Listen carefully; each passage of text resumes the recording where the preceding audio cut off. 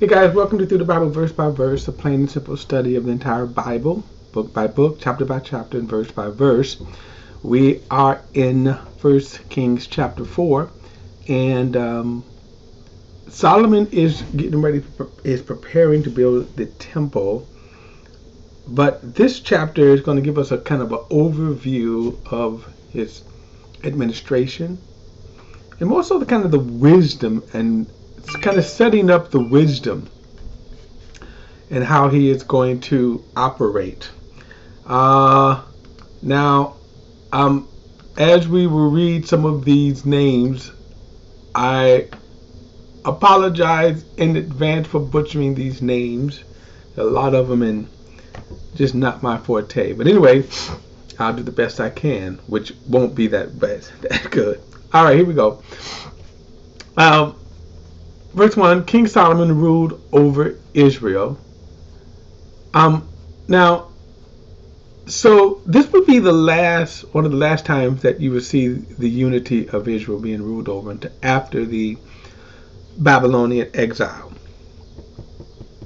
And so the first was called the Northern Kingdom versus the Southern Kingdom.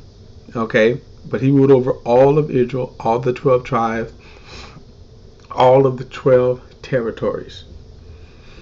Also, Solomon ruled in a time of peace. Okay, he ruled in the time of peace. Alright, so it says, verse 2, and these were his officials: Azariah, son of Zadok the priest, Elihorephat, and Ahijah, the son of Shisha, the secretaries, Jehoshaphat, son of Ahilud, court historians, Benaniah, son of Jehoiada, in charge of the army, Zodak and Abiathar, the priest, Azariah, son of Nathan, in charge of the deputies, Zabud, son of Nathan, a priest and advisor to the king, Ahishar, in charge of the palace, and Adoram, son of Abda, in charge of the forced labor. Now, this forced labor is going to be very interesting later on. I'll get into that in a moment. Verse 7, Solomon had 12 deputies for all Israel. They provided food for the king and his household. Each one made provisions for 1 month out of the year. Kind of interesting, these deputies, one of their purposes was to provide for the king. Now, later on, further down, we'll get into what they provided. Okay. And then, because there's a point to this that I want to make about this provision. It was a hefty system, hefty taxes. Verse 8, these were the names: Ben-Hur in the hill country of Ephraim, Ben-Decker in Makaz, Shalabim, Beth-Shemesh, and Elihebeth, Hena, Ben-Hesi, and Arubath. He had Sukkah and the whole land of Hefer. Ben-Adab, Ben Adinab, and all of Naphath, Tepath, daughter of Solomon, was his wife. Tepath, daughter of Solomon, was his wife. Benah, son of Ahilud, in Tanakh, Megiddo, and all of Beth Shean, which was besides Zeredan, below Jezreel, from Bethshean to Abel Melahah, as far as the other side of Joachim. Now again, I don't know if I'm pronouncing these names right. Ben Gerber in Ramoth Gilead, he had the villages of Jar, son of Manasseh, which are in Gilead, and he had the region of Argob, which is Bashan, 60 great cities with walls and bronze bars. And Adinabab, son of Iddo, in Menahem, Ahimaaz,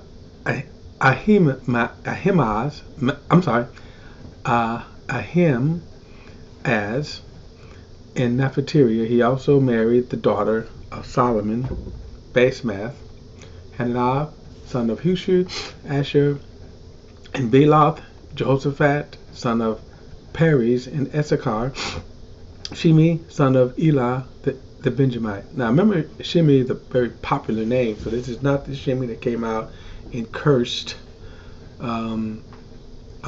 David. Remember that Shimi he kind of put to death.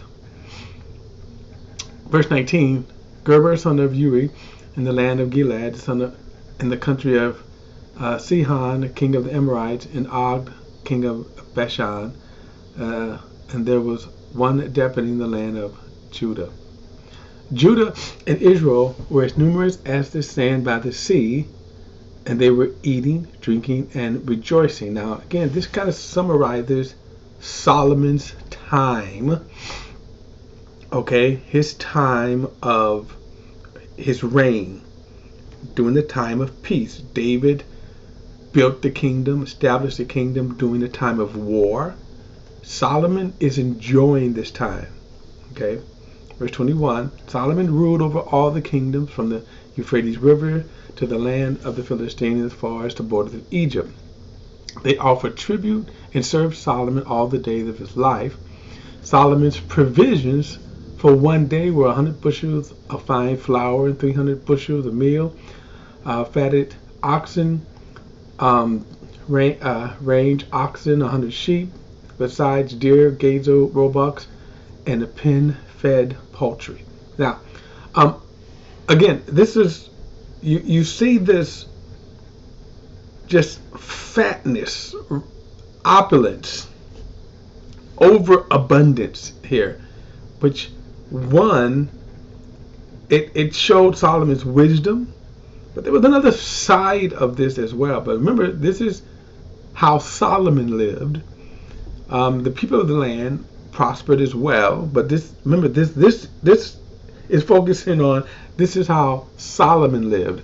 Verse 24, for he had dominion over everything west of the Euphrates, from Tifsah to Gezer, and over all the kings west of the Euphrates. He had peace. He had peace on all his surrounding borders. Throughout Solomon's reign, Judah and Israel lived in safety from Dan to Beersheba, each man under his own vine and under his own fig tree. Okay, so this was the time of Solomon. Verse 26, Solomon had 40,000 stalls of horses for his chariots, 12,000 horsemen. Each of those deputies for a month in turn provided food for King Solomon, and for everyone who came to King Solomon's table. They neglected nothing. Each man brought the barley and the straw for the chariots and teams, and the other horses, for chariot teams and the other horses, to the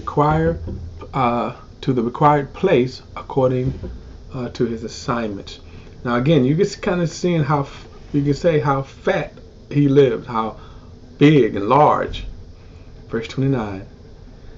God gave Solomon wisdom, very great insight and understanding, as vast as the sand on the seashore. Now you see this language, just so you know, a lot of times it's kind of a euphemism. Okay, so notice his understanding vast as the sand on the seashore. You see the same thing. Israel was as numerous as the sand on the seashore. The reality is you could number Israel very much. Okay, all right. Verse 30. Solomon's wisdom was greater than the wisdom of all the people of the east, greater than all the wisdom of Egypt. He was wiser than anyone, wiser than Ethan the Arizite. Now, Ethan the Arizite, and then he says, and Heman, Kolka, and Dodai, sons of Malah. and its reputation extended to all the surrounding nations. Now, these people here, notice he mentions the people of the east. So there was this wisdom, of course, in the east. Notice he said the wisdom of Egypt. That's kind of interesting. Remember, before really God destroyed the nation of Egypt, there is a lot of wisdom there. We see that with the pyramids, but even beyond the pyramids, science. They were very wise in science. We have mummies or mummified corpses. That is impressive after 4,000 years. All right. So Ethan the Arahite, he is credited for writing Psalms 89, and of course as a very wise counselor to David. Verse 32, Solomon composed 3,000 proverbs, and his songs numbered 1,005. The book of Psalms, as we call them, is actually a collection of psalms, okay, in which David probably wrote the vast majority of them. There were some by Moses, and then, as I said, some by Ethan and other writers. In other words, so that there's 150 psalms. Notice Solomon had wrote 1,000 of them, and then also the same thing with the book of Proverbs. If you count all of the proverbs from in the book of Proverbs itself, they don't amount to 3,000. Okay, in fact, I don't even know if they amount to 1,000. But they just kind of show you.